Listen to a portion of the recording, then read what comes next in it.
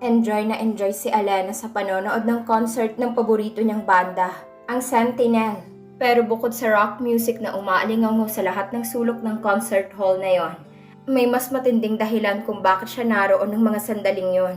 Sinubukan niyang maglakad palapit sa stage. And there, standing a few meters away from the stage, was the man of her dreams. "Hi, Ronan!" Pabulong na bati niya rito sa hangin. "Kumusta ka na? Kumakain ka ba sa tamang oras? Mukhang nangayayat ka ng kaunti eh." Si Ronan ang organizer ng concert na yon. Matagal na itong kilala sa mundo ng concert events. Dahil sa galing ng team nito sa pag-organize ng mga concert at iba pang special events sa bansa. Pero hindi niya akalain na sa loob lang ng ilang taon na ilalo pa nga angat ang kumpanya nito. Kahit kasi nasa ibang bansa siya, ay hindi niya hinayaang mawalan siya ng contact sa mga taong nakapaligid dito na mapagkukunan niya ng impormasyon tungkol dito nang hindi nito nalalaman. Hindi kasi naging maganda ang paghihiwalay nila. Kaya hindi nito pwedeng malaman na nakasubaybay siya sa buhay nito. They used to be a couple. They were the sweetest couple anyone could ever imagine. Pero nagkaroon ng pangyayaring naging dahilan para mapilitan siyang putulin ang kanilang relasyon. Mabuti na lang at may mga taong nakaunawa sa kanya. Kaya kahit matagal siyang nawala sa bansa, ay updated pa rin siya sa buhay ng binata. Kaya alam din niyang hindi siya pwedeng lumapit dito kung ayaw niyang sakmalin siya nito. Because he had hated her since the day she left him, without telling him the reason why. Nawala na ng tuluyan ang atensyon niya sa concert at natutok na sa lalaking nagmamay-ari pa rin ng puso niya hanggang ngayon. Pati ang rock music na parang gigiba na sa buong concert hall ay tila naging love song na lang sa pandinig niya habang patuloy niyang pinagmamasdan si Ronan. "If I could, I would do all of this again. Travel back in time with you to where this all began. We could hide inside ourselves and leave the world behind and make believe there's something left to find." Katulad ng lyrics ng kantang yon, siya man ay ilang beses ding inasam na sana'y pwede pa niyang ibalik ang nakaraan kung saan masayang magkasama pa sila ni Ronan. Wala silang iniisip ng mga panahong yon kundi ang kinabukasan nila. Pero gaya rin ng lyrics ng awitin ng Sentinel, everything would all just be make-believe. We'll be miles apart, but I'll keep you deep inside. You're always in my heart, a new life to start. I may be living, but you're always in my heart.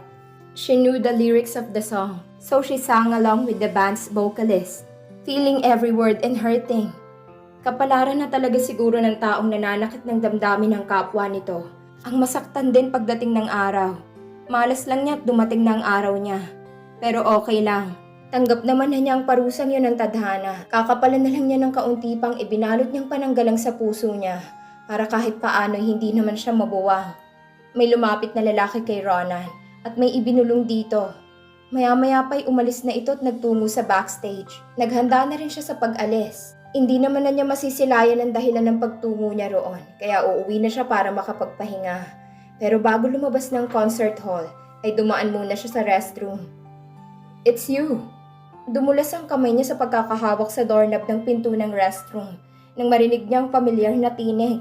Agad na hinarap niyang nagsalita at nakita niya na si Ronan na nakatayo sa tabi ng fortune plant na nakatanim sa paso. Madilim ang mukha nito. "Hi!" Nakangiting bati niya rito. "Long time no see. Ang gwapo mo pa rin, Ronan." Anong ginagawa mo rito? "Dito sa Pilipinas o dito sa concert hall?" Dito sa bansang kinaroroonan ng concert hall na ito.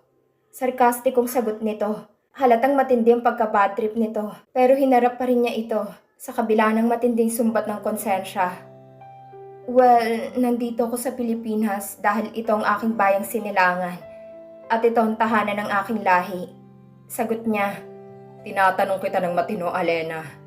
"Oh, I'm here because Sentinel is here. I love them, you know." No, you don't. "Oh, come on." No, you don't. "Okay, kung ganun aalis na ako. Makikiraan." But Ronan blocked her way. His hands on his yummy hips, his broad yummy chest was now on display in front of her. Winner! You don't like loud music, Alena. He remembered. Maraming pwedeng mangyari sa loob ng 2 taon, Ronan. Isa na rin ang pagbabago ng taste ko sa music. Obviously, mali ang sinabi niya dahil lalong dumilim ang gwapong mukha nito. 2 years, ha? Ganun na katagal. Oo. She tried to laugh to lighten the mood. But the serious expressions and the anger in his eyes showed her just how much she had hurt him. Sorry. You shouldn't have come here. Nasaktan siya sa sinabi nito. Pero malaki ang kasalanan niya rito. Kaya hindi niya pinatulan ng pagsusuplado nito. Gusto kong manood. Pinoy ako, kaya may laya akong pumunta sa lugar na gusto kong puntahan dito sa Pilipinas. Lalo na kung saan naroon ang paborito kong banda. Sinulyapan niya ito bago idinugto. At ang dati kong boyfriend. You're being funny, Alea. Puno ng pangungutya ang tinig nito. Pero hindi ka nakakatawa. Dugtong nito, hindi siya nakapagsalita. Go home, Alena. At pwede ba, sa susunod, huwag ka na magpakalat-kalat at nang hindi kita nakikita. Sumasama ang pakiramdam ko kapag nakikita kita.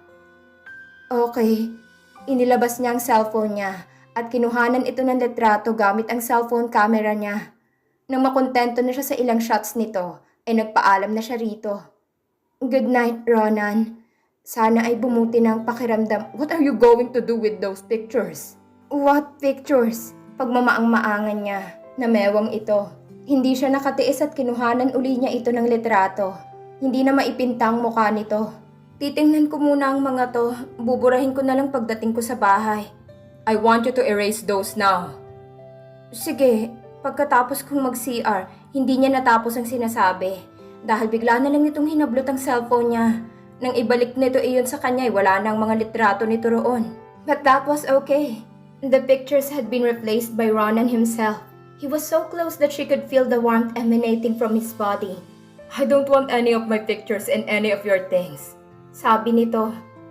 Okay, he was so close, so handsome, and just so within her reach that she just had to take this rare chance to get as close to him as possible.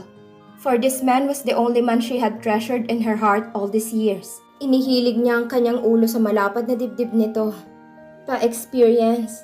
Alena. Sorry, inayos niya ang pagkakatayo. Sige, bye. Alena. Nakangiting nilingon niya ito. Nagpepiesta talaga ang mga tenga niya tuwing sinasabit nitong pangalan niya. Ang tagal naman na kasi mula nang huli niyang marinig na sinambit nitong pangalan niya. Yes? Hindi yan ang daan papunta sa CR. I know, hindi na ako magbabanyo. Sa bahay na lang ako magbabanyo para hindi mo na makita ang pagmumukha ko. Alam kong ako ang taong pinakaayaw mong makita sa buong mundo. Kaya paalam na. Huwag ka nga palang masyadong magpakapuyat. Hindi yun maganda sa kalusugan. Wala ka bang kasama? Wala. Hinintay niya ang susunod na sasabihin o itatanong nito. Dahil may nakahanda na siyang sagot sa mga yon. Pero tinitigan lang siya nito na tila ba may kung anong kakaibang nakikita ito sa kanya. May umusbong bang sungay sa noo niya? Hindi ka na dapat nagbalik pa rito, Alena. Kailangan, dahil naiwan ko rito ang puso ko. Naiwan? Tumango siya. Sa'yo, lalong dumilim ang mukha nito. Wala na sa akin ang puso mo. Matagal ko nang itinapon yun. Tinalikuran siya nito. Magpatawag ka ng taxi sa gwardya at nang hindi ka mag-abang ng matagal sa kalye. Pagkasabi niyon ay naglakad na ito pabalik sa concert hall. Sinundan niya ito ng tingin. Habang papalayo ito ay ramdam niyang unti-unting pagtakas ng tapang niya. Ang totoo, inaasahan naman niya ang hindi magandang pakikitungo nito sa kanya. Dahil nga hindi maganda ang naging paghihiwalay nila noon. Pero iba pa rin pala talaga ang aktwal na pangyayari kaysa sa mga eksenang binuo niya sa isip niya. Naglalakad na siya palabas ng concert hall nang pumailan lang ang isang bagong awitin. No matter where I search for you, you're nowhere to be found. So I close my eyes and open my heart. I need to know, if I gaze up again, will things be different this time? Inaasar ba siya ng sentinel? Tinatamaan kasi siya ng lyrics ng kanta ng mga ito. Napailing siya. Maya-maya pa ay natagpuan niya ang sarili na sinasabayan ng pagkanta ni Jeremy, ang vocalist ng Sentinel. Maybe if I were more honest, the fog would be fade away. So I pray, screaming that wish deep within my soul, to have you in the safety of my arms once again, and never leave my side. Mabuti na lang at hindi ka naging singer. Wala kang future doon. Dagli siyang napalingon nang marinig niya ang tinig ni Ronan. Sinundan pala siya nito. Mas maaliwalas na ang bukas ng mukha nito kaysa kanina. Hi again! Nakangiting bati niya rito. Where's your car? Bakit mo itinatanong? Ihahatid mo ko? Hindi nito sinagot ang tanong niya. I said, where's your car? Tanong uli nito. Nagsalubong ang mga kilay nito kaya mabilis na nagtungo siya sa parking area at itinuro niya rito ang pulang Honda Civic niya. Naglakad siya patungo roon. Ito pa mismo ang nagbukas ng pinto na yun para sa kanya. Napabuntong hininga siya. Gusto pa sana niyang makipagkwentuhan dito pero binuksan na nito ang pinto ng kotse niya. Napilitan tuloy siyang sumakay sa kotse. Mag-iingat ka. Sabi nito. Oo, salamat. Ikaw, hindi pa niya natatapos ang sasabihin, ay tumalikod na ito at naglakad palayo. Napabuntong hininga siya. Kung hindi niya napaghandaan ng mabuti ang mga ganoong eksena sa isip niya, bago siya bumalik sa Pilipinas, tiyak na nag-iiyak na siya dahil sa hindi magandang pagtrato nito sa kanya. Bagaman inaasahan na niya ang galit nito, hindi niya inakala na may kalupit ang itinatago sa katawan ng pinakasweet na lalaking nakilala niya sa tanang buhay niya. Kasalanan mo kung bakit siya nagkaganyan, kaya magtiis ka. Pananermon niya sa sarili. Bumuntong hininga siya at binuhay na ang makina ng sasakyan. Nagmamahal siya kaya magtitiis siya, hanggang sa mapatawad siya ni Ronan. Dinig pa niya ang tinig ni Jeremy habang nagmamaneho siya palayo sa concert venue. Maybe this time, when I open my eyes, I can finally see you, smiling at me with your warm embrace and loving heart. A chance to be with you under the blue, blue sky, looking at the beautiful rainbow under the heavens. Yeah, maybe this time. Pwede pa sila ni Ronan. Kumusta ang pakikipagbaka mo sa pag-ibig nung nakaraang gabi, Alena? Tanong sa kanya ng kaibigan niyang si Edward. Ayun, baka pa rin. Hinila nito ang buhok niya. Sumagot ka ng maayos, boss mo ko. Aray naman, oo na. Sasagot na po ng maayos, boss. Good girl. So ano na? Nagkasundo na ba ulit kayo ng siraulong pinsan ko? Edward was her boss, her friend, and the only link she had with the only man she had ever loved. Magpinsan kasi ito at si Ronan. Hindi pa nga eh, sagot niya. Hindi pa? Bakit? Hindi ba kayo nagkita sa venue ng concert? Nahirapan ako makakuha ng ticket para nang mabigyan ka ng chance na ma-corner siya. Na-corner ko naman siya eh, kaso itinaboy niya ako. Itinaboy? Ayaw na raw niya akong makita kahit kailan. And then he walked away. Ikaw ang itinaboy pero siya ang nag-walk out? Baliw talagang isang yun. Bumalik din naman siya. Bakit kanya binalikan? Akala ko ba ayaw ka na niyang makita? Ewan ko ron. Inihatid pa nga niya ako sa kotse ko pagkatapos niyang sabihin sa akin na ayaw na niya akong makita. Ang arte. If I know, na-miss ka nun, kaya hindi rin siya nakatiis at binalikan ka niya. Sana nga ay totoo yung sinabi mo. Para naman hindi lalong nade-depress ang depressed at bugbog sarado ko ng puso. Ikaw rin eh, maarte. Hinayaan na lang niya ito sa kung anumang gusto nitong isipin. Hinarap niya ang kanyang trabaho. Ngunit ang isip naman niya ay lumilipad, kaya hindi rin niya maintindihan ang ginagawa. Ikaw naman kasi, kung sinabi mo na noon pang dahilan ng paglayo mo sa kanya, hindi sana ganito ang drama niyong dalawa ngayon. Wika ni Edward. Para namang hindi mo kilala ang pinsan mong yun. Sintigas ng adobe ang ulo nun, lalo na kapag galit. Hindi yun makikinig kahit sabihin mo pang mababaog siya kapag hindi siya nakinig. Kahit ako, hindi makikinig kapag sinabihan mo ng ganon. Anyway, give me a week or two.